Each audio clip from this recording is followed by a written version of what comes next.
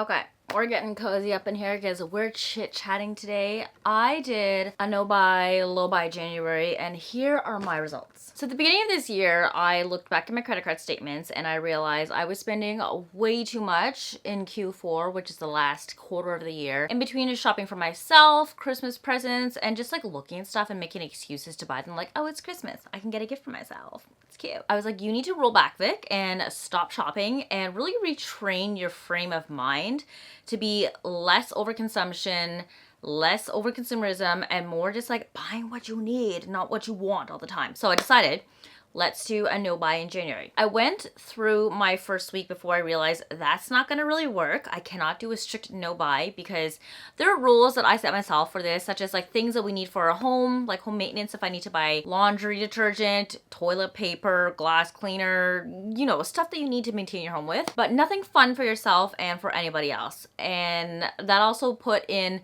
don't eat out as often because we eat out a lot. And then I quickly realized that like that's hard because a major form of socialization for me is seeing friends and catching up with them over meals like lunch, dinner, or coffee. I quickly took that off the menu and I told myself I wasn't gonna go out and eat as frequently just for fun on my own or buy like superfluous meals. And then I decided I want to do a low buy, not a no buy. So what does that mean? That means I can't buy anything for myself that is just something that I want because I see it and it looks cute and it's pretty. If I'm buying anything for myself, my strict rules are it needs to be replacing something, or it has to be something that I need immediately in that moment for my life to continue functioning in the way that it does. Like, you just can't buy a superfluous item because you want it. Like, I can't see a random hair clip and be like, oh, that's cute, let's buy it. Or like a new bag and be like, that's pretty, I want a new bag. It's been a while since I bought one, let's buy it. Those were all strictly off the table.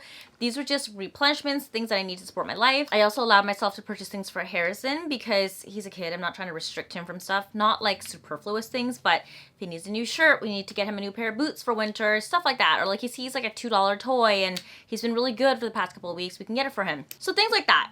Essentially a low buy, not a no buy. And the reason I did this was because I wanted to retrain my mind and reframe my personal center of thought to be more along the lines of like, stop giving yourself continuous dopamine hits and you don't need to shop all the time. I started getting that like satisfaction from knowing that like something's coming into the mail pretty soon this week. I don't know when, but it's gonna show up, and just constantly doing checkout, checkout, checkout, checkout. Like I'm allowed to window shop online. I can add things to my cart, leave them there, but I'm not allowed to check out for fun. And after doing it for this whole month, I think it has really retrained my brain.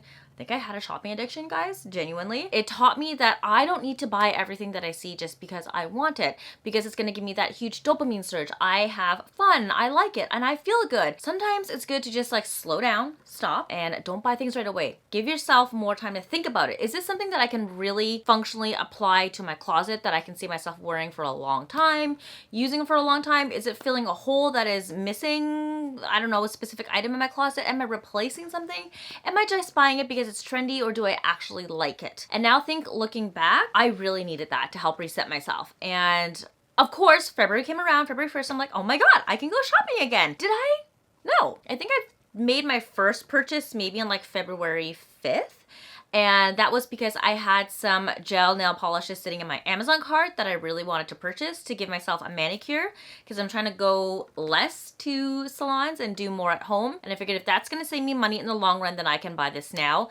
But did I need the nail polish right away in January? No. So I told myself to hold off and wait. And it's truly just like a test of seeing how long I can be patient for. And I've realized I can be patient. I don't need to buy stuff right away. So I put the nail polish. I didn't use it within the same day that I bought it, which is also like, why do you need it that badly if you're not gonna use it right away? So just like pause, think about it. And then after I purchased that, I think I only purchased, did I buy anything else? I purchased a bodysuit from Amazon because I really needed something to be able to wear underneath some of my jackets. But that's pretty much it. And I don't think I've bought anything else since. But yeah, honestly guys, the low buy January has really reframed my thought process and to force me to slow down and to buy less. I think I'm gonna allow myself to be a little bit more forgiving in February. If I want to buy things, I can, just because, not like a reward, but just because I know that I can hold myself accountable if I'm purchasing something, that I don't need to buy everything that's what I'm seeing and consuming all the time. Also now, because looking back, I think that there is this like, I don't even know how to explain, like a waterfall effect. You buy something for, say, example, $5 and you're like, okay, I'm comfortable spending that much. The next time you just spend $10, I'm comfortable. $25, $50, $100, $300, $500, $1,000, and it just keeps spiraling and rolling out of control. And then it gets to a point where you're like dropping $4,000 in bags without a second thought. And I was like, that's not healthy. Like, I can afford that, but that's not the lifestyle that I want. We really want to buy a house. That's mainly also the other reason why I need to scale back with my shopping. We are probably going to need to buy a new car in the next year or two because ours, we can tell the maintenance costs we're sinking into it just don't add up anymore, and it's better for us to purchase a new car. So I think I had to like reprioritize my brain. All these little small purchases are so satisfying. Like when you have a recession in the economy, little luxuries are what gets you. You're like, oh, well, I can't afford like a fancy car for $50,000. So instead I'm just gonna buy like a cute blazer for $200 from Aritzia because I can afford that. But $200 is still a lot. And if you're continuously buying all that, over time it adds up to like $5,000, $10,000, and you look back and you're like, am I even using all these items? Or did I buy them just for the pure satisfaction of purchasing them? And instead I could have just paused, told myself not to, and I could have saved all that money and put that towards a car, because now that goal is farther away since I've spent the money that could have been going towards it. So I'm retraining my brain to think bigger picture, bigger financial goals of what I want to work towards, less small little knickknacks and little things here and there. Just buy what you need and that's it. And now that I know I can do that in January, I'm giving a little bit grace to myself for Feb. You can buy some things here and there, but still at the same time, think of the big picture, scale back, Vic. Roll it back. Do you really need this or do you need a house? February's gonna be a month of forgiveness to buy some little things here and there, just like restocking some stuff that I need. And then I think what I want to try to do for the rest of the year is like every second month or the month that has 31 days in the year, try to do a low buy. So February, I can make some purchases and not feel guilty about it. But then March, I have to be steadfast in myself and be like, no, Vic, don't buy anything. You don't need it. Of course, we have some trips and plans coming up.